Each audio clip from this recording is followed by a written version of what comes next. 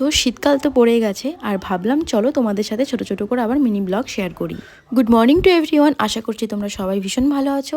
আর আমি সকাল সকাল ঘুম থেকে উঠে পড়েছি, আর ঘুম থেকে উঠে আমি চলো স্কিন কেয়ার করে নিচ্ছি। আর স্কিন কেয়ার করার এখন ভীষণই ইম্পর্টেন্ট, কারণ এখন হালকা হালকা ঠান্ডা পড়ে গেছে আর আমার ভীষণই প্রবলেম হচ্ছে ঠান্ডায়, কারণ আমার যেহেতু ড্রাই স্কিন আর স্কিনটা পুরো রুক্ষ সূক্ষ্ম হয়ে যাচ্ছে। আর সকালকার স্কিন কেয়ারটাই ভীষণই ইম্পর্টেন্ট, তাই ভাবলাম চলো যতগুলো স্টেপ আছে আমি সবগুলো ফলো করে স্কিন কেয়ারটা করে নিই। আর আজকে আমরা একটু ঘুরতে বেরোবো, আর তার আগে আমার বরের সাথে আজকে ভীষণভাবে ঝামেলা হয়ে গেছে। সো চলো তোমাদের সাথে আমি সবটাই শেয়ার করব। আর এখন আমি ভালো করে চুলটা বেঁধে নিচ্ছি, তারপরে চলে যাবো এখন আমি চা করতে। আর চা করে এসে দেখছি সৌরভ পুরো বিছানাটা ক্লিন করে নিয়েছে সুন্দরভাবে। আর তারপরে চা খেয়ে নিয়েছি, আর এখন আমি ফ্রিজ থেকে সবজি মাছ সব কিছু বার করে রাখছি। আর এর মধ্যে সৌরভ কিন্তু চলে গেছে। আর তারপরে আমি রান্না কমপ্লিট করে স্নান করে নিয়েছি, স্নান করে একটু বসেছিলাম, তারপরেই চলে এসেছে আমার কাছে এটা দুজন। কারণ এই কামরাখানি এসে আমাকে বলেছে যে আমাকে মাখা করে দিতে হবে, আর আমি এটা কখনোই ভালো করে মাখা করে খাইনি। তাই ভাবলাম চলো যেহেতু খাইনি তাই একবার টেস্ট করে দেখা যাক। তো তারপরে আমি ইউটিউবে একটু দেখে নিলাম যে এটাতে কি কি ইউজ করতে হয়। আর গাইস, এর মাখা ভিডিও দেখতে গিয়ে তো আমি পুরোই অবাক, কারণ এতগুলো জিনিস তো আমার কাছে নেই।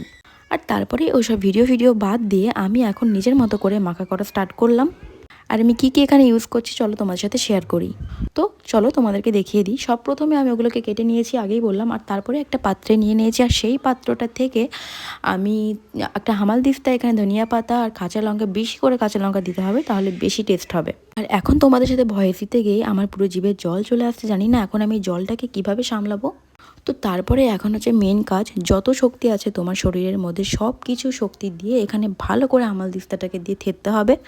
আর তারপরে দেখতেই পাচ্ছ আমি ট্রাই করছি, আর এখানে আমি একটু বিট নুনও দিয়েছিলাম, যেহেতু বিট নুন দিলে মানে এটা ভালো করে তাড়াতাড়ি গলতে সাহায্য হবে। আর এই সব কিছু আমি করছি আমার ঘরে খাটের উপর বসে বসে, কারণ বাইরে আমার একদমই ভালো লাগছিল না।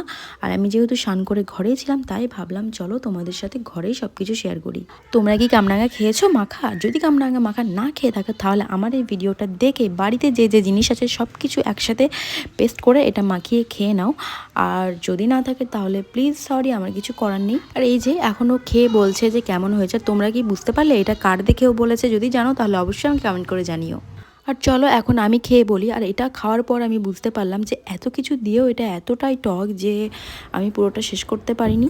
সো এইসব করতে গিয়ে আমার তো দুপুরের ঘুমটার পুরো 12টায় বেজে গেছে। আর এখন আমি পুরো জানলা অফ করে দিয়েছি, আর এখন চলো আমি ঘুমিয়ে নিই, ঘুমিয়ে ওঠে দেখা হচ্ছে।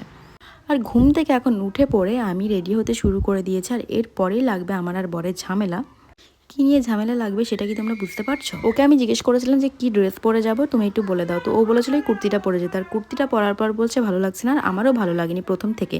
সো যাই হোক, ওইসব মিটিয়ে আমি সুন্দর একটা শাড়ি পরে নিয়েছি, আর তারপরে আমরা বেরিয়েও পড়েছি।